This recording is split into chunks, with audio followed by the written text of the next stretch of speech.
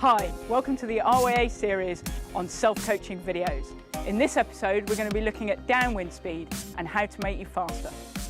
The key areas we will cover in this video are body position, sail controls, centreboard or daggerboard positioning, and finishing with some tips for double handers. Firstly, body position. In order to find the right body position, we need to explore the extremes. Here we can see Ross working on finding a good position right forward in the boat.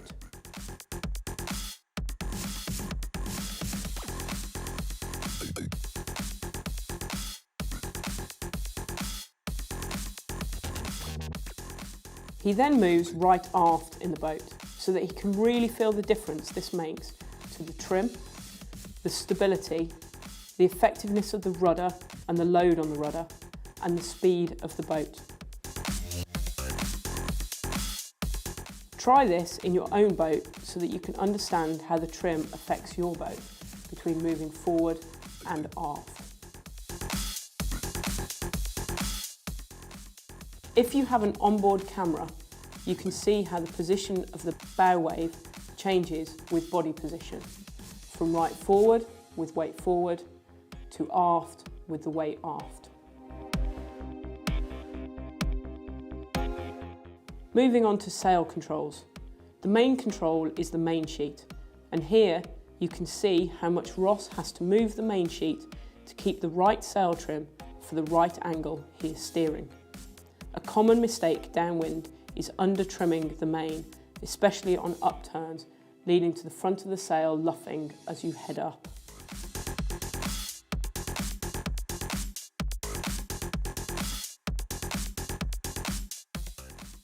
Other controls are kicker or vang, outhaul and Cunningham. Again, we need to explore the boundaries of these controls to fully understand their effect. When sailing in pairs, you can look at each other's setup and feedback to help your learning. This is a good angle to look at your friend's boat from outside and feedback on their rig setup. The centreboard or daggerboard is an important control that is often forgotten or overlooked. It has a vital role to play in stability and steering.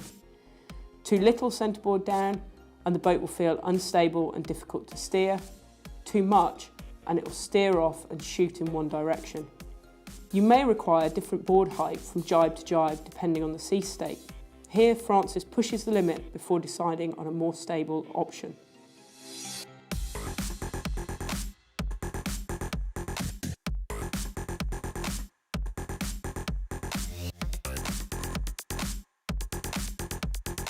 Double handers may have an additional sail downwind, and this requires good communication between helm and crew to ensure the best velocity made good, or VMG, for where you want to go. Most crews will communicate the spinnaker load to help the helm steer the right course, either high or low. When going for spinnaker drops, communications are vital in order to keep the boat flat and fast through the manoeuvre. Similarly, when approaching the windward mark, you need to communicate the type of hoist you plan to execute and whether the helm or crew will have the spinnaker sheet straight out of the hoist.